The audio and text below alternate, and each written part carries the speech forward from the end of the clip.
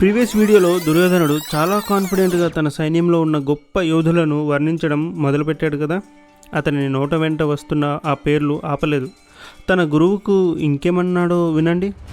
ఈరోజు మనం భగవద్గీతలో మొదటి అధ్యాయంలో 9వ శ్లోకం గురించి తెలుసుకోబోతున్నాం. వెల్కమ్ టు హిందూ సనాతన ధర్మం. ఇక్కడ మన సనాతన ధర్మం యొక్క గొప్ప కథలు, ఆధ్యాత్మిక జ్ఞానం గురించి మీతో పంచుకుంటాం. ఇంకా మా ఛానల్ని సబ్స్క్రైబ్ చేయని వాళ్ళు ఉంటే ఇప్పుడే సబ్స్క్రైబ్ చేసుకోండి and hit that bell icon so you never miss an update. ఇంకా లేట్ చేయకుండా స్టార్ట్ చేద్దామా. సంజయుడు ధృతరాష్ట్రుడికి చెప్పిన 9వ శ్లోకం ఇది. అన్యే చ బహవః శూరా మదర్థే త్యక్తజీవితాః నానాశస్త్రప్రహరణాః సర్వే యుద్ధ విశారదాః.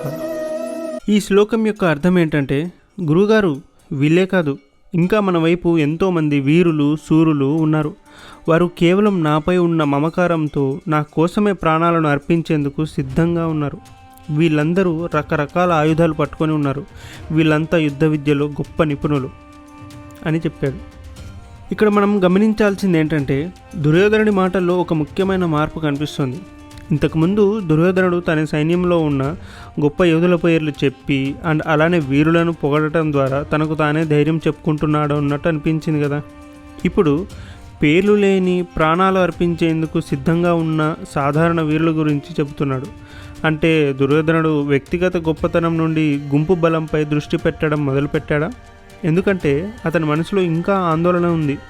తన మాటలతో నా పక్కన ఇంతమంది ఉన్నారు, నేను ఒంటరిని కాదు కదా అని తనకు తాను ధైర్యం చెప్పుకుంటూనే అటు చూస్తే పాండవుల వైపు కృష్ణుడు, అర్జునుడు, భీముడు ఉన్నారు.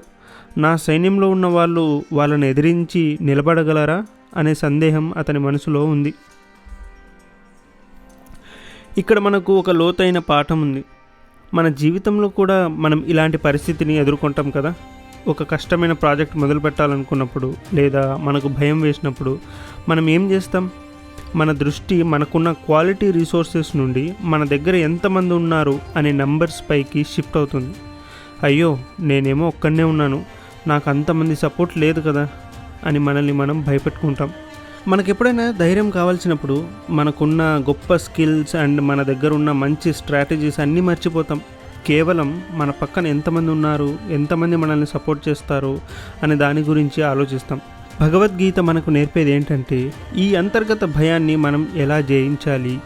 భయం మనలో ఉన్న గొప్ప స్కిల్స్ పైన కాకుండా నంబర్స్పై దృష్టి పెట్టేలా ఎలా చేస్తుంది అని. ఇంతమంది వీరులను వర్ణించిన తర్వాత దుర్యోధనుడు తన సైన్యానికి సంబంధించి ఇంకేం వివరాలు చెబుతున్నాడు? అతని మాటలలో ఇంకేం భయాలు బయటపడతాయి? తెలుసుకోవాలంటే 10వ శ్లోకం కోసం సిద్ధంగా ఉండండి. మీకు ఈ వీడియో నచ్చినట్లయితే లైక్ చేయండి అండ్ కమెంట్స్లో మీ అభిప్రాయాన్ని మెన్షన్ చేయండి. మరీ ముఖ్యంగా ఈ వీడియోని మీ ఫ్రెండ్స్ అండ్ ఫ్యామిలీ మెంబర్స్తో షేర్ చేయండి. ఇంకా చాలామంది ఇలా మన ధర్మాన్ని తెలుసుకోవాలి. త్వరలో కలుద్దాం. జై శ్రీకృష్ణ.